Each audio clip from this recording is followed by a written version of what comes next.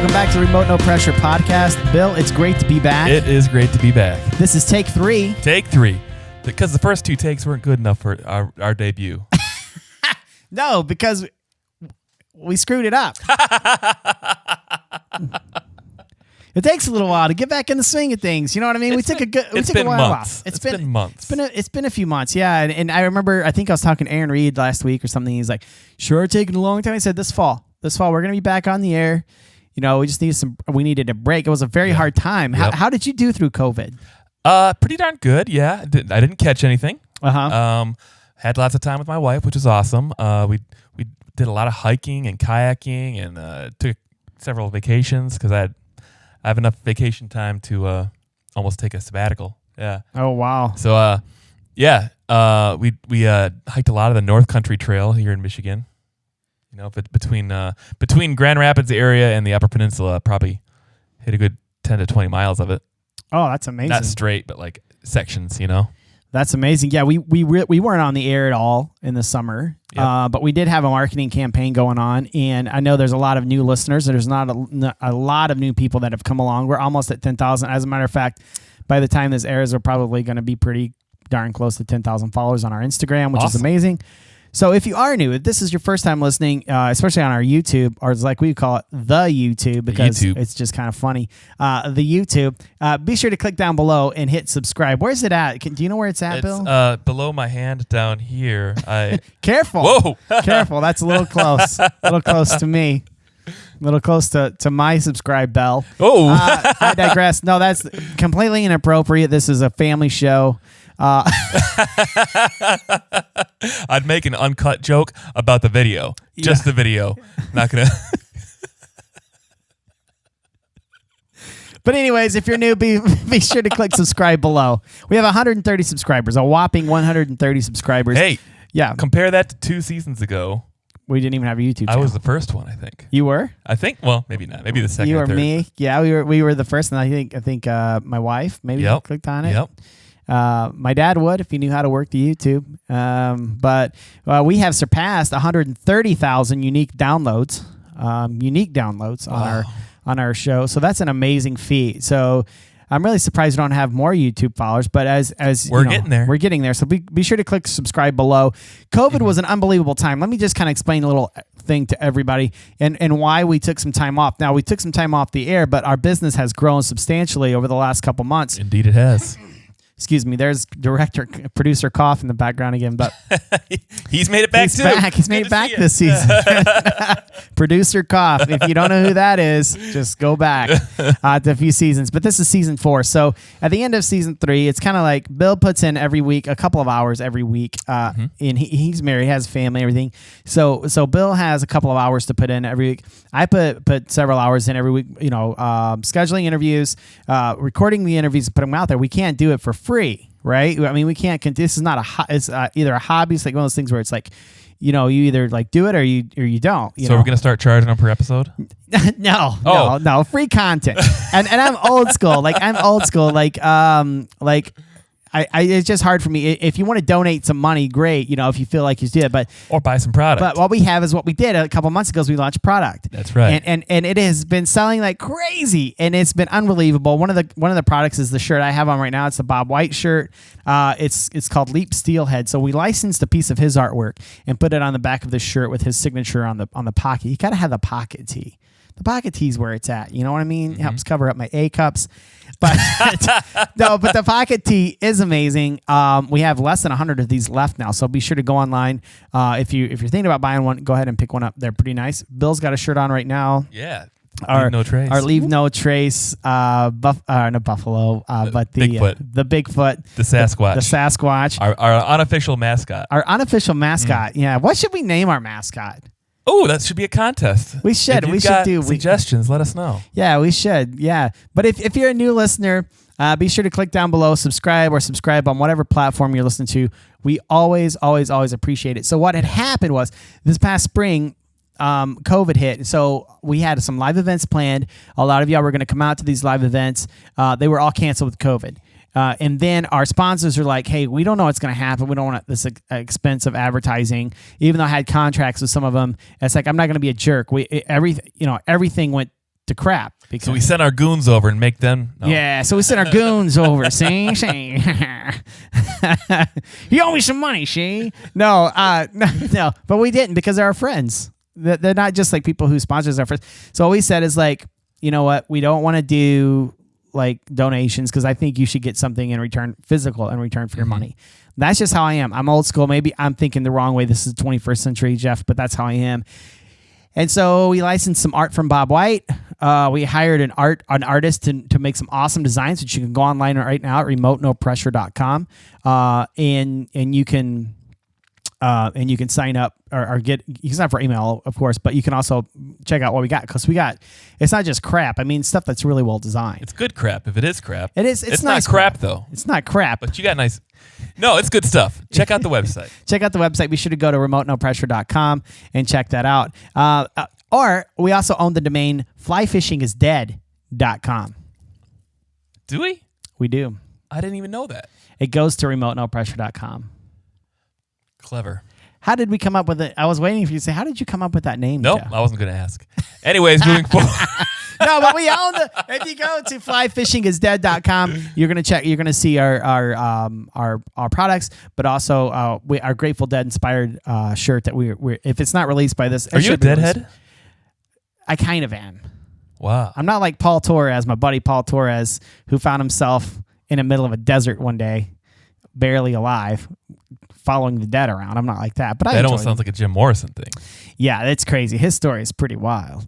But what we did, the reason why I say fly fishing is dead, it's kind of like Aaron Reed's blue collar fly fishing. Used to, fly fishing was this elite sport full of old, rich white guys. But now it's completely open to people of all income. It's open to all people of color, all genders. It's dead. The old is dead, right? The old school. And we can appreciate it. We can appreciate it. Like I have a ton of appreciation for those who went before us, Yeah. But it's time for the new season to come. It's the old school is dead and now it's a new thing, So fly fishing is dead. And that's why we're saying it. That's where that caught on. And as I look at the Scotch tape and the cardboard on top of our camera trying to get a good thing, and I'm being in this for 4 seasons now, I understand how a lot of these really successful businesses start with trust funds.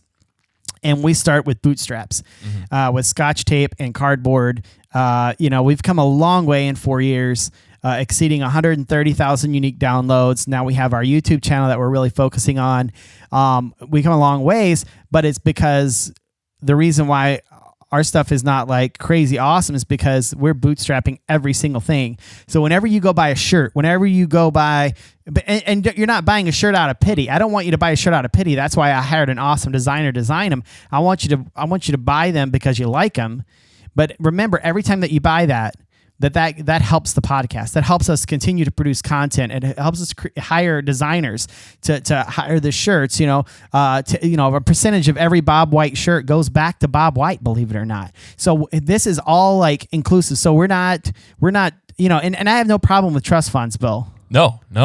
As if you have a trust fund and you want to donate it, my address is P.O. Box 120. No, I'm not saying that, but we just haven't had that luxury. And so, and the thing is, Bill, and that's why I get so passionate about the fly fishing is dead thing, is because there's so many people out there like that. They're fishing, they're working 60 hours a week. They put all their money together to take one trip a year, or maybe they save up for years. I remember one guy came on the show. He texted me a while back and said, "Hey, I got a new drift boat." And it was like a $5,000 boat. But to him, that he saved for like 3 years to get $5,000 for a $5,000 drift boat. And I'm like, dude, that's amazing. So there's so many people there. Maybe you live in a double wide trailer. Maybe you don't, maybe you're just working, you're a hard worker, putting on boots, and you're like, but you love fly fishing. You don't live in a mansion, Come on now. No, I was just kidding. I feel like I'm preaching. Come on. But you know what I mean? Like, it's not the elite sport that it once was. And I'm so appreciative of that. I'm so thankful for that. But if you are an elitist, if you are a snob, or if you have tons of money and you have a mansion, you're welcome to. And you want to help promote no pressure. And you'd like to make a donation. No, but seriously, you're welcome too. It's everybody. It's all inclusive. So fly fishing is dead. That's where it comes from. It doesn't mean that I think fly fishing is dead. It's just the old school way of doing it. Yes, that's good. We're not just dry fly snobs. No. Right? No. Although I know the Fly Fishing Fight Doc is probably a dry fly snob, but that's okay because he likes fishing dries. And I know John Osborne loves fishing flies here in Holland, Michigan. You can fish however way you want. We're not going to judge you. Yep. You want to fish streamers, you fish streamers. And that's just the way we are. And I'm excited. Yeah. It's a new season, bro. It's season 4, man. Wow, where's the time gone? Dude, I don't know. But have you ever been assaulted by a mermaid? Just once. Just once? We'll check out another news. It was the go ahead. No, check out another news. A fisherman lost at sea for 14 days off the coast of Florida has been rescued by the United States Coast Guard this week. Mr. Allison McAllister, 72, says that he was sexually assaulted by mermaids. Now, when he says mermaids, was it like a woman from the top up? It's merman. Or a fish man, a fish from the top up and a woman from the top down? What defines a mermaid, and that can be confusing and horrific. I've got so many jokes I can't say right now that I hold back. Mermaids. So he was sexually assaulted by mermaids. Mermaids. Now, like you said, from the waist down, it's a fish, right? In classical mythology or lure, yeah, it's like a woman from the waist up with, Little Mermaid, Right. Did you ever see Splash with Tom Hanks? Yes. That's classic. Like that. Yeah, it's classic. Yeah, but I guess the dude was lost for 14 days. He was suffering from intense hallucinations, possibly caused by dehydration and the toxins of unidentified mussels he consumed on a small islet. He described in graphic detail how he was forced to perform things on the fish like... Well, that answers our question. We really walked into that manatees? One. Thick with double C. God, we're already gone. This season 4 is going to last one episode. Crap's over with at that point.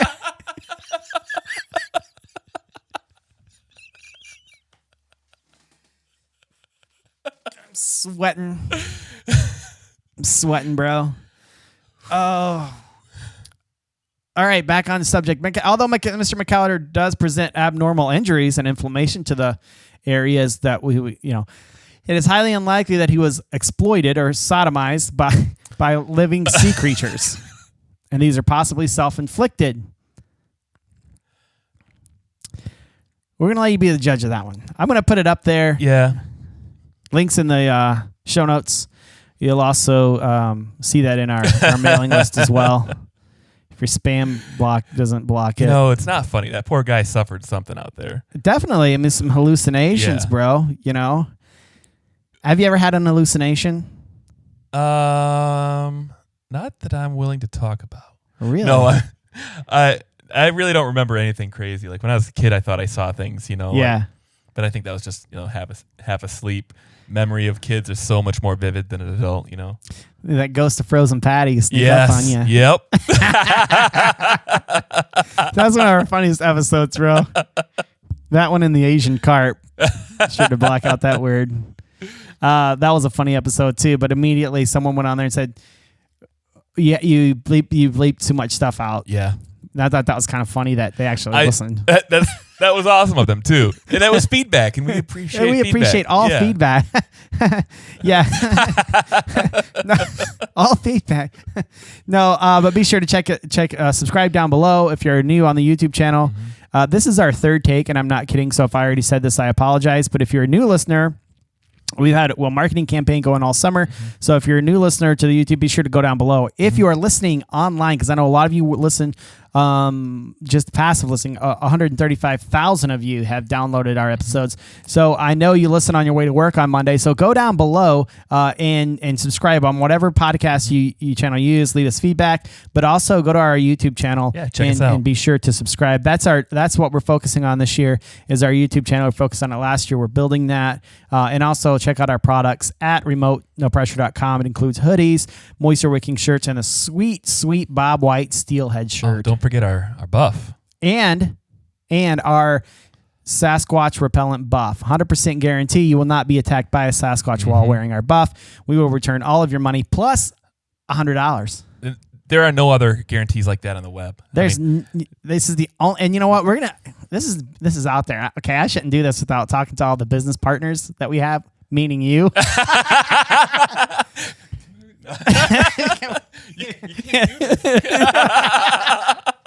We're going to put that same guarantee on our shirts. If you're attacked by a Sasquatch wearing one of our shirts or hoodies, I would say just make it a Sasquatch shirt though, because it has. They want to attack Sasquatch. One of their own. Exactly. It's got to have. Well, I'll throw it out there on the Bob White shirt too. But I tell you what, if you get attacked by a Sasquatch wearing any of our products, and you can provide photographic proof, we will give you your money back plus $100 bill. Wow, that's generous. Yeah. If you are on an island and you are sexually assaulted by a Sasquatch wearing one of our things, well, we'll have a different conversation. What is the Sasquatch doing on the island? What the heck is a mermaid doing on an island? Well, that's a good question, but they're surrounded by water. True, that makes sense. The Sasquatch, though, I mean, is this a wooded island? Is this a northern Michigan island? Oh, my God. This is awful, too. Yeah, gosh, just think about that for a minute. Oh, my God. I got to stop because I got so many jokes. I got to stop, and then they're going to come out. And we have a very good guest this week. We have Mr. Bob White. Bob White is a legendary artist.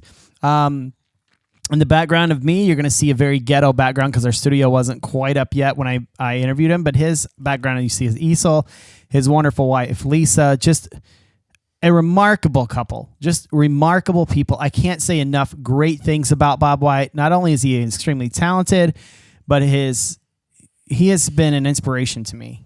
And I can't let any cats out of the bag, but let's just put it this way.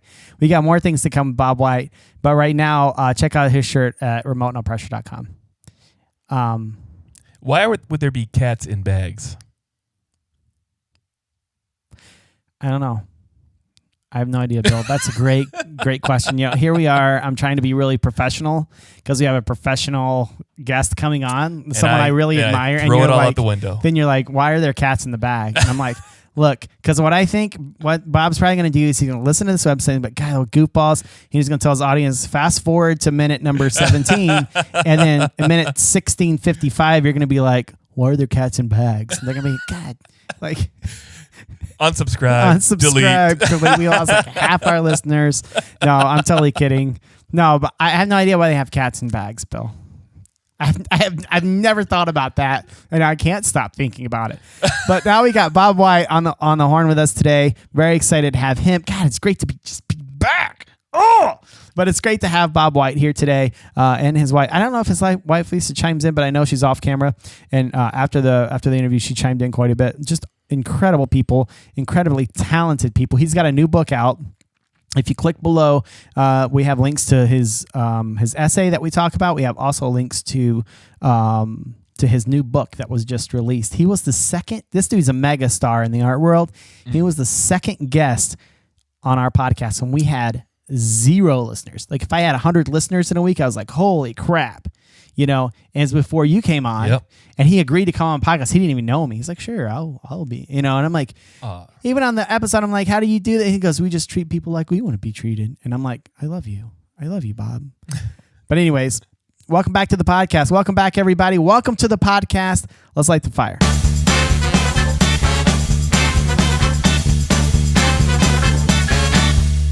So today on the Remote No Pressure podcast, I'm extremely excited to have Bob White with me. Thank you so much for joining me, Bob. Yeah, you bet. My pleasure, Jeff. Wow, it's been a little while since you've been on the show. You were episode number 2, I believe, on the. When was that? That was 3 years ago, 2017. 3 years already. Wow. Yeah, and we're over 125,000 unique downloads down now, and we are growing. And before we get started in all the business stuff, because I know you got a book out, you got a lot of stuff going on right now, Bob. But what happened was today, I had sent you an invite, and there was some times that were kind of messed up. So we were delayed an hour because I'm on Eastern time and you're on the Central time.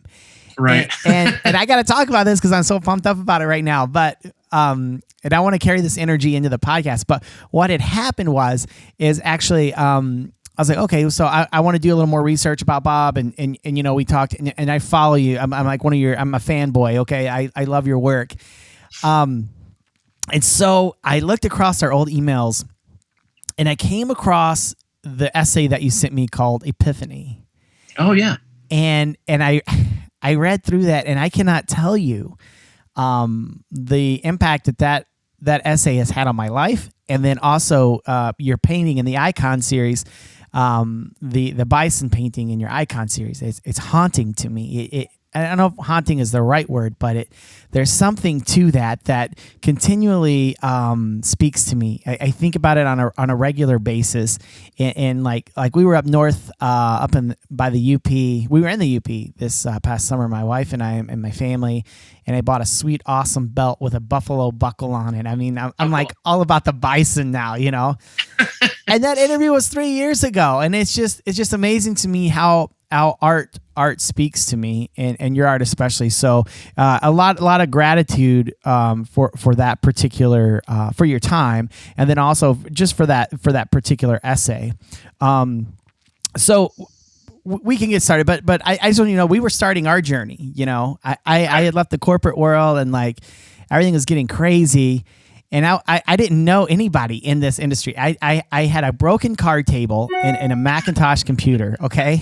And that was my studio, And I didn't know anyone. So I would literally sit at the computer every night and email like 10 people on LinkedIn every night, 10 people until someone said yes, And you were so generous and so kind. And I was just like, wow, who is this Bob White guy? Like, I'm a brand new podcast, and you were so gracious. And so I'm eternally grateful to you and Lisa for what you're doing, and the fact that you had that epiphany and that you followed that, and that gave everything away the first time, and then the second time it wasn't always your choice, but yet you still gave everything away. Right. So I appreciate that. I appreciate you, Bob. I'm just like so happy right now because this last hour I've been getting all jazzed up on nicotine and your road to epiphany. So I appreciate that, Bob. Great. So well, thank you. Yeah, no problem. So anyway, so we'll get back into it. Now, again, thank you so much for being on the podcast. Now, you recently released a book, am I right? Right. Stackpole Books just published. It's just out now. The Classic Sporting Art of Bob White, which is a collection of my favorite images from the last 35 years and selected essays. The Road to Epiphany didn't make that cut, but maybe the next one. Yeah, well, what's your favorite? And we'll put the links below here. If you click, we have a YouTube channel now, Bob. So if you click below the YouTube channel here or in your show notes, you can find a link to Bob's book, the Sporting Art of Bob White. Am I right? Sporting Art of Bob White. The Classic Sporting Art of Bob White. The Classic Sporting Art. You've been around so long, you're a classic now. I couldn't resist, Jeff. I figure you turned 62, you can do any damn thing you want. You can call it whatever you want. It doesn't matter, How did that book come around? How was that birthed? Oh man. So when I started painting as a young man, I started collecting books of art from painters and artists that I liked and admired. Thomas Aquinas Daly, Chet Renison, Eldridge Hardy, Ogden Pleissner. And I just always, always dreamt, one day I'd have a book too. Right. Mm-hmm. And, luckily, Lisa and I have been very copious about making sure that any painting I do, is professionally recorded. So we have a high res image of everything I do, which made the actual construction of this book so much easier. That's great. Now you have done illustrations for magazines, but you've also done illustrations for a lot of other people's books. What was it like putting your own book together? We got really lucky. John Gierach's a good friend, and he connected us with his literary agent. So we had a really great captain steering the boat. And Lisa's really good with all the computer stuff and putting things together and designing. And so we had a pretty good book proposal for our agent Pamela to shop around. but it took 2 times, even with all of her help and Lisa's talent. It took us a while to get it right.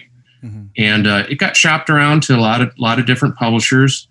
A few, I hope, are sorry they didn't pick up on it. But as things turned out, it worked out for the best, because Stackpole's a great company to work with, and our editor, Judith Schnell, is like, she's done some of the best books out there in the industry. So we were really, really lucky in both regards, with the agent and with the publisher, the editor.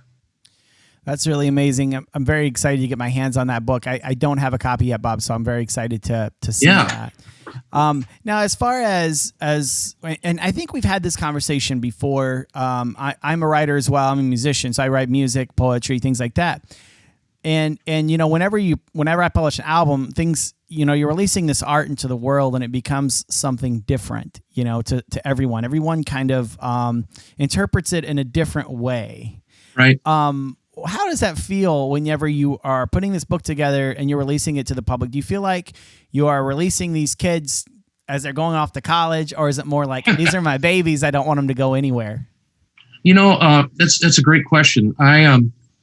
So sometimes a painting is more successful than other times, just like a song, right? Right. Or a performance. And everybody is going to interpret a specific image differently. The bison resonated with you. Maybe a brown trout resonates with another person. So, I had to kind of just get in my head that people are going to take from it what they take.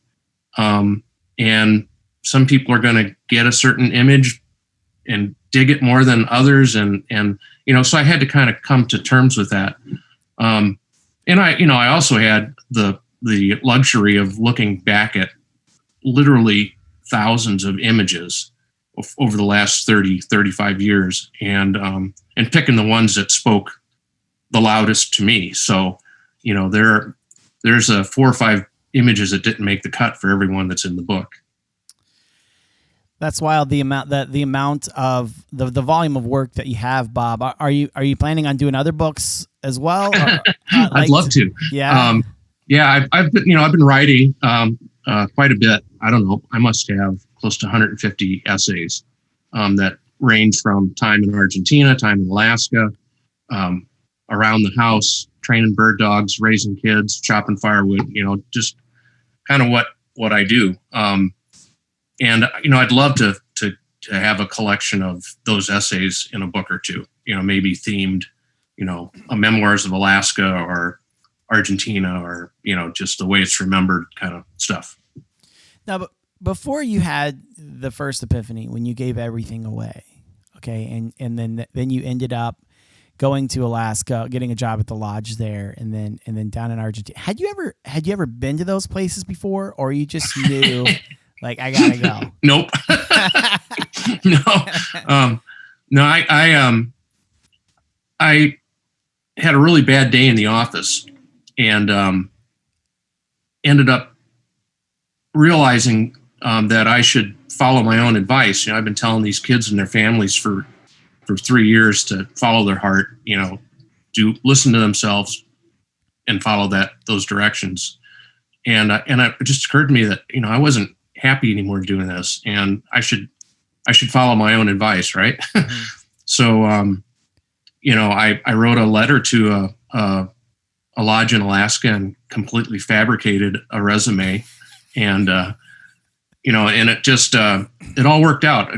I was a little bit older than most of the applicants. Mm-hmm. A lot of them were in their early 20s. I was in like 27, I think. Mm-hmm. So I think maybe that helped me get the job. But no, I went up there. I had never run an outboard motor. I just learned on the fly. I had a couple of really good friends who kind of knew my position and shepherded me along and helped me out, taught me the ropes. That's really awesome. So to put it into context, you were a social worker, right? Right. And you had like this epiphany, and you had a bad day in the office. Or you didn't send an email. You had to handwrite a letter to someone back then, right?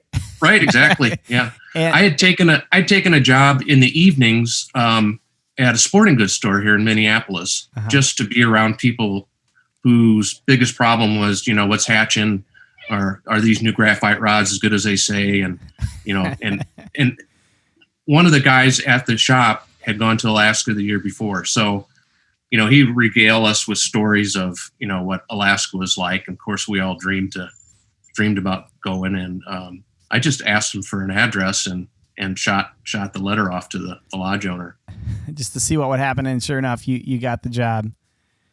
It all worked out. Yeah. So when did you start painting? I mean, how did that evolve? Because the stuff that you paint now, and I follow you on your Facebook and things like that, but like it's so detailed and it's amazing. But if I wanted to start painting, it would just be like stick figures. It would look like absolute garbage. So what was that process like? Were you always into art like this, and then it just kind of grew, or how did that happen, Bob?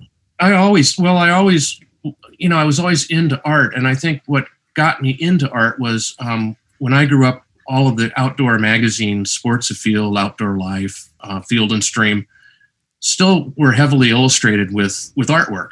And in fact, the age of really polished photography really hadn't hit yet. So a lot of the photographs that they had in the magazines were real grainy, almost like, newspaper print stuff. Sure. But I always read the stories and they intrigued me, but it was the artwork that really was transformative for me. So I kind of grew up always wanting to be that guy. I'd come home from a fishing trip or hunting trip and start drawing and painting. And it was, it was pretty crappy stuff. Those didn't make the book. What's that? Those didn't make the book. Those didn't make the book. Yeah. But I just stuck with it. And I think it's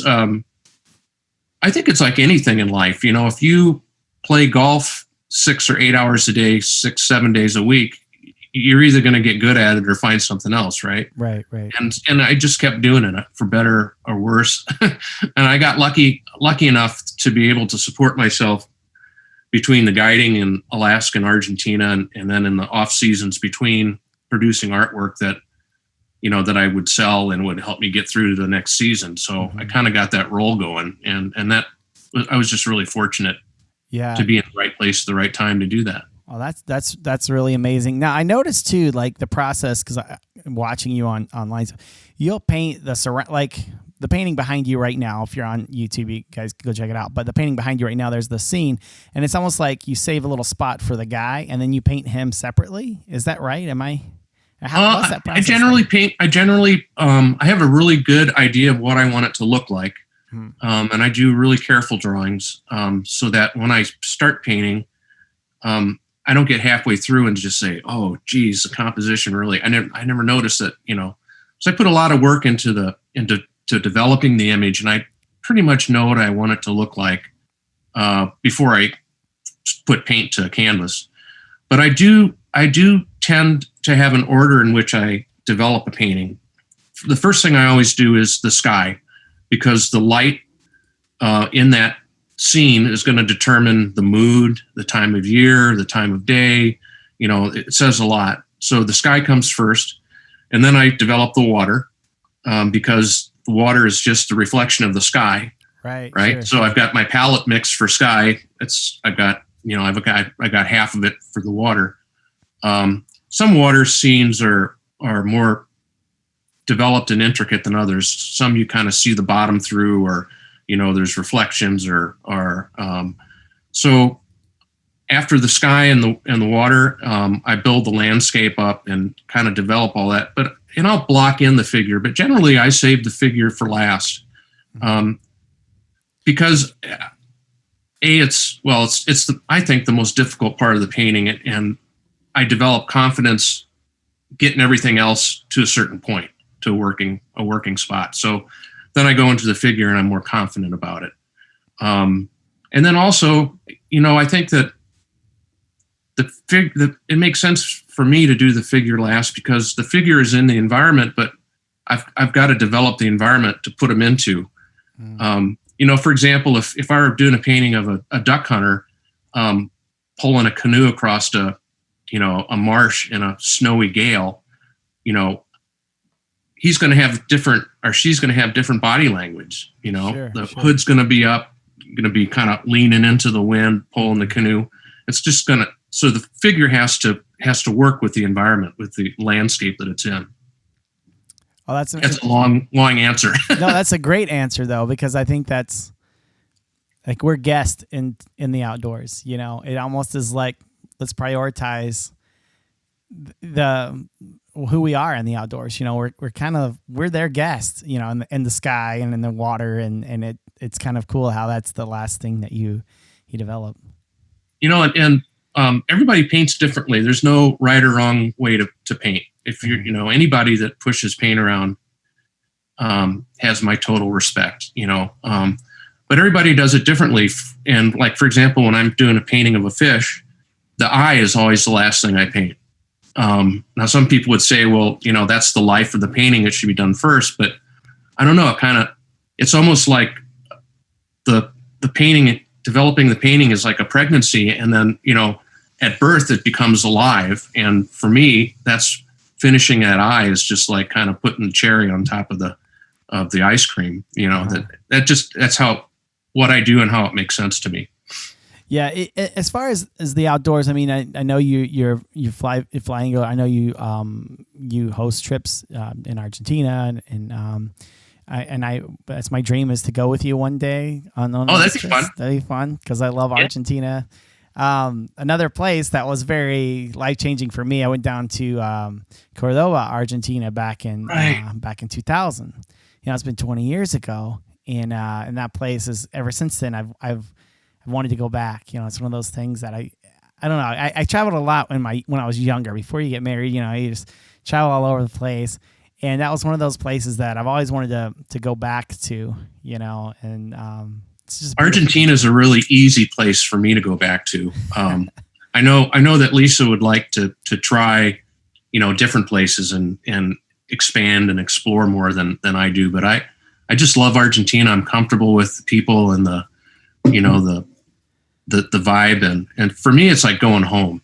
I don't know. I think I've lost count, but it's in the mid 30s. I've probably been to Argentina 35 times in the last 30 years, or yeah, I guess that's about right. Yeah.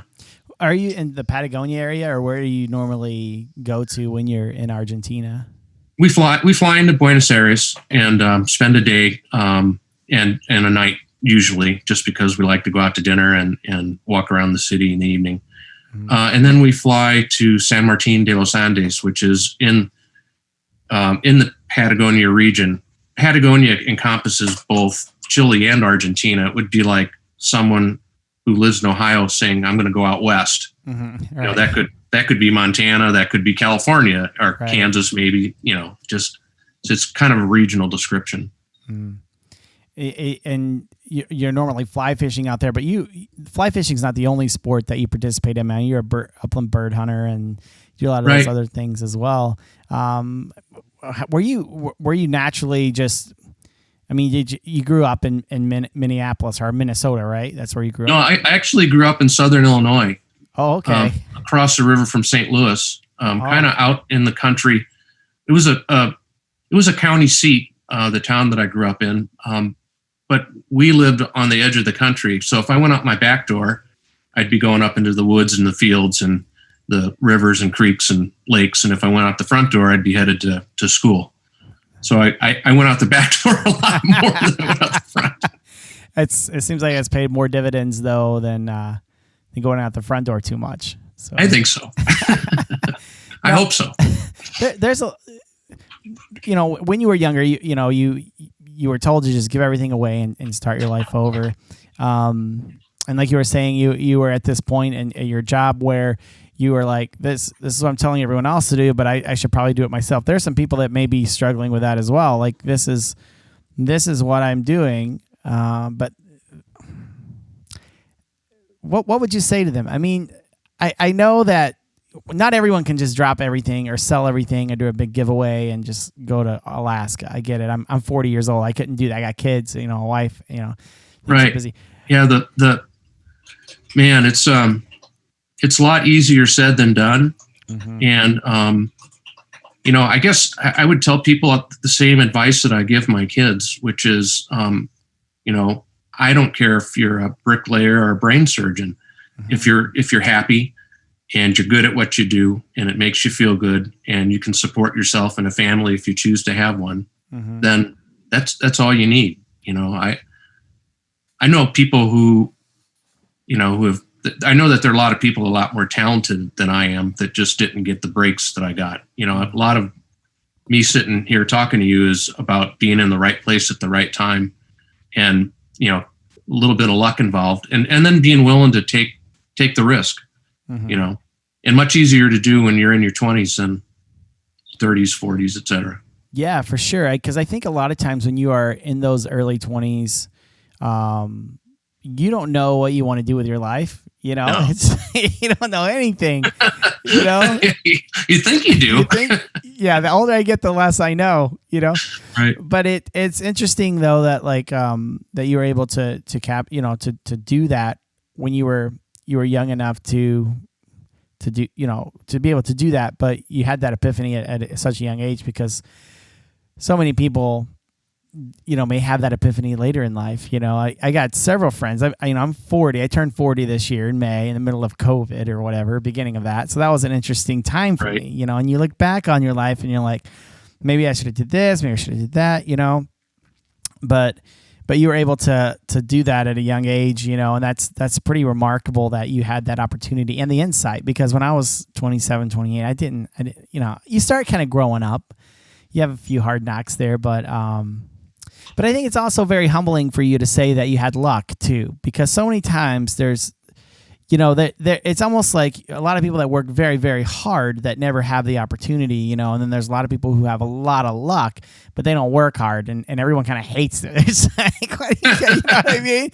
So it's kind of a balance of both. When the opportunity presents itself, you have to be ready for that opportunity. You can't, and be able to work hard. And I think it's a balance of both. So it's very humbling of you to say that, that it was also. I feel that. I mean, just about every day, I think I'm the luckiest guy I know.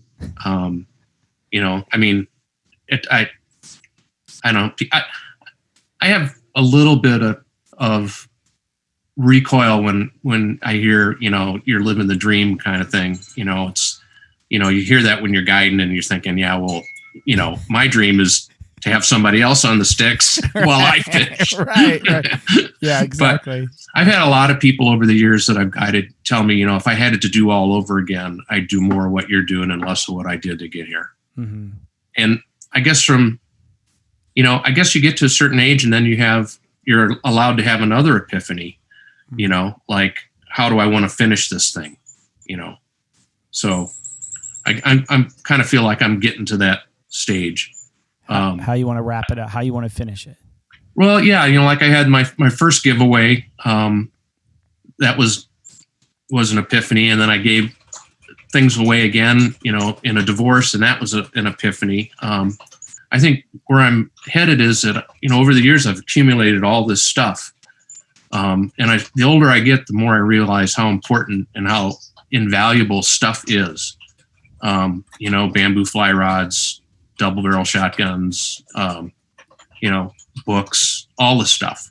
Mm-hmm. And I think I'm getting to the point where I'm going to, start divesting of my stuff and get a little trailer, and, Lisa and I can just travel around and I can do plein air painting, and we can just enjoy our time together, outside more.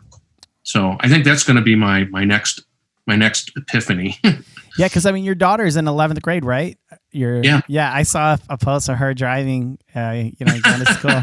Yeah, I saw that today. So I'm not stalking you. I was reading it before the interview, but it's another season coming up on you, and she's right. in the house. That's interesting. And it goes fast, man. I can't tell you how fast it goes. Yeah, my oldest he's in 6th grade this year. His middle school. It's a big deal, and to me, It's like, what happened? That was so quick. And my wife and I've been married 15 years, almost 16, and it's like, what happened?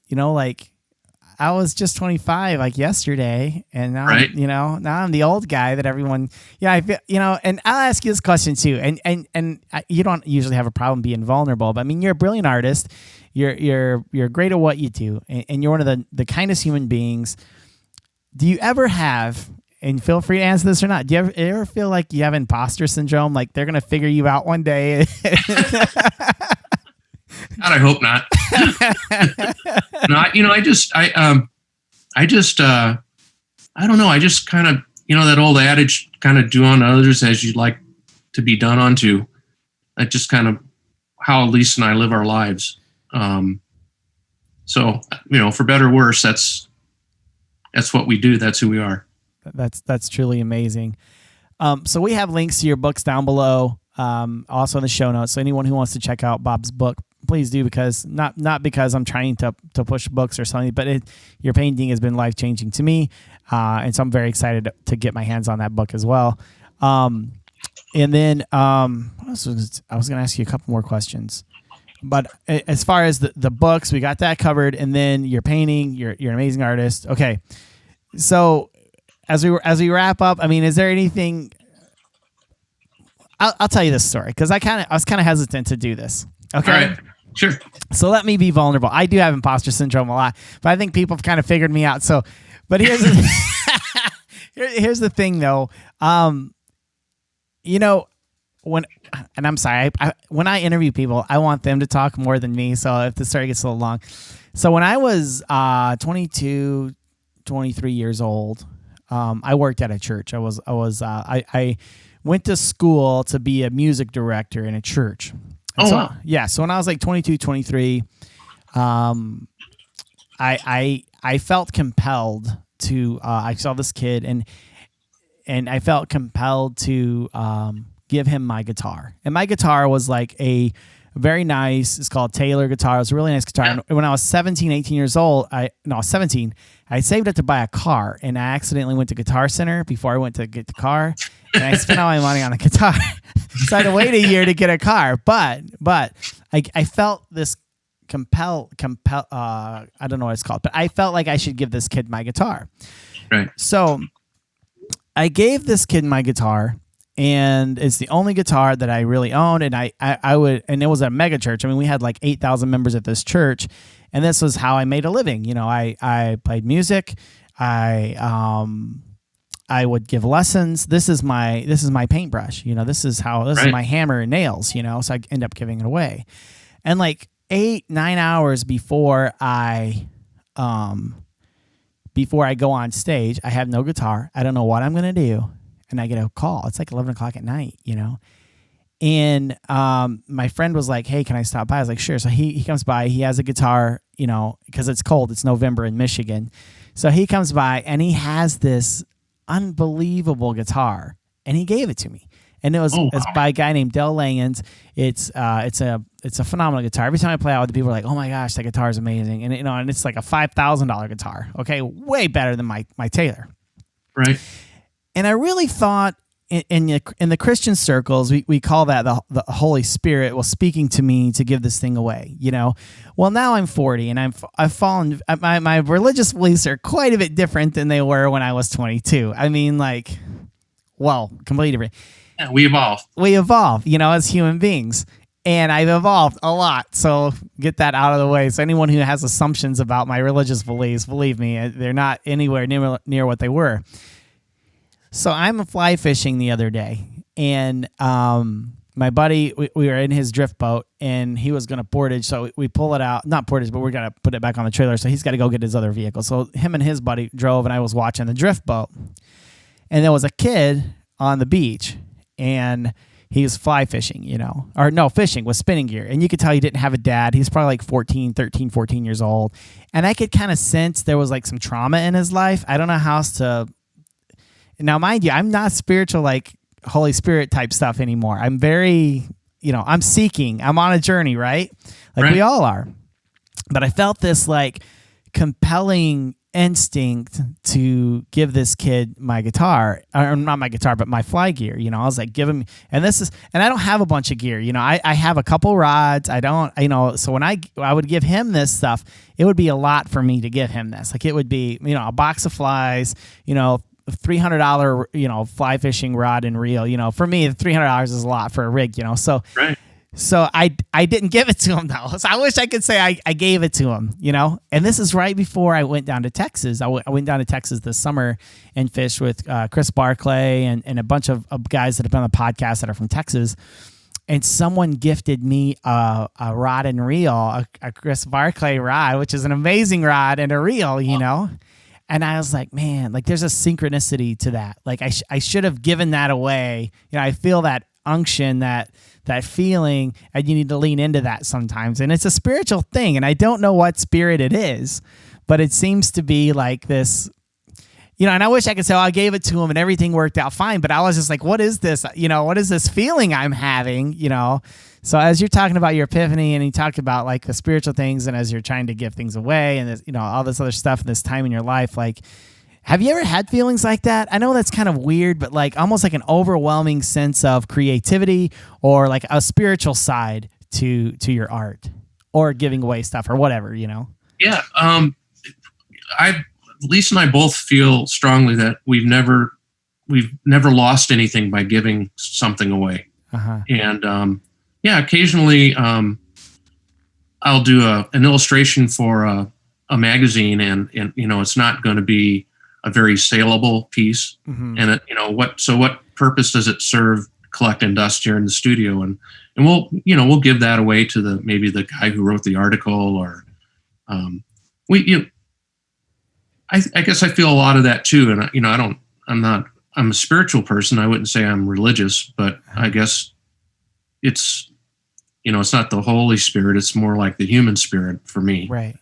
I have a lot of those same feelings. That's where I'm at too. It's a human spirit, because I'm so far removed from my life in my early 20s. I'm like way, I've lost a lot of friends. Let's put it that way, through that journey, that deconstruction, I guess, because I grew up in that, and I think we didn't know what to call it. So this must be something, and then as you grow, you're like, well, a lot of different things change over life. So the spiritual side of art has always been very inspiring to me. So anyways, I don't know why I said all that, but I just felt like just with your giveaway with the first time when you chose to give everything away, it was like you knew you had to do something. It was like this unction, like, okay, in order for me to go from point A to point B, this has to happen, Right. And I kind of related with that through the whole thing. So, but anyways, well, thank you so much for hanging out with me today, Bob. Yeah, you bet. My pleasure. I forgot to mention, you and I did a partnership. We've licensed some art from you to do the Bob White shirt. How's the shirt fit? It's great. I was rushing home. I would have worn it, but I was rushing home from the grocery store to get here, and I don't know how comfortable I am wearing a shirt with my name on the front pocket. Yeah. Oh, I know. I was going to wear mine too, but it was in the dirty clothes. And so I was like, no, this is not good. I should have planned a little bit better. No, but it is a great art. It's a great piece of art. Leap Steelhead is the name of the piece that we did on the back of a shirt. And you did that with ink, correct, Bob? Right. That's a pen and ink. Yep, absolutely. It's beautiful, and with the pocket, it's a pocket tee, super soft, super nice, and we thank you very much for partnering with us in that licensing deal. So we're very excited. Yeah, so you guys can go on to our website at remotenopressure.com and check out the limited edition Bob White pocket tee, which is amazing, and it's soft, and it's a beautiful piece of work. And thank you for so graciously working with us. I mean, I'm not Cabela's or Bass Pro or anything like that. So for you to like work with me, I just... that's why we do. Well, thank you so much, Bob. Well, tell your wife and your family we said hello. And I just want to thank you from the bottom of my heart for all that you've done for this podcast and for me personally. Thank you so much, Bob. My pleasure. All right. Thank you.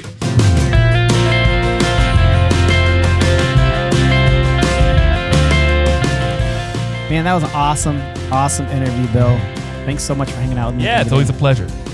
On our website, what's your favorite thing that you've seen so far? That moisture wicking shirt's pretty sweet. We saw a lot Function of them. and fashion. Function and fashion. We got two up there. And the buff. Designs. You gotta love the buff. Dude, I am shocked at how many buffs we have sold. Perfect timing on those. I was like, whatever. I ordered a bunch of them, and I'm like, how many sell these? Right when Sasquatch attacks started ticking up, we brought the buff out. Sasquatch deaths began to rise in nursing homes. Why are they sticking Sasquatches in nursing homes? Why are there cats in bags? Maybe Sasquatch is carrying the cats in bags. Did you remember Alf? Yeah. He was kind of Sasquatchous, and he didn't he, like want to eat the cat. He was like a 1 foot Sasquatch, but and he was all about eating the cats. Wow. This is all making sense, bro. We have just broken the internet. All these conspiracy theories together. It's like an episode of Seinfeld when everything comes together in the end. Yep. You know, all of a sudden. And I don't know if anyone's still listening. Oh, maybe. If you are, great. If not, that's fine too. But I think that's what it is. I think maybe as, you know, it got warmer, you know, I was still kind of cold. Things were kind of getting crazy. And then the Sasquatch attack started. So they started putting people in nursing homes. And then Sasquatches started attacking people in nursing homes. It.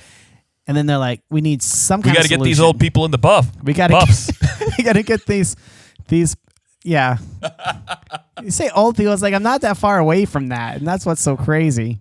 I mean, I'm not 80 or anything. You're halfway there. God, You're halfway there. I am halfway there. I don't care. I love it. I am too. It's not a bad thing. Yeah, it's not a bad thing. But you know what? If you don't want to be attacked by a Sasquatch, we have a solution for you.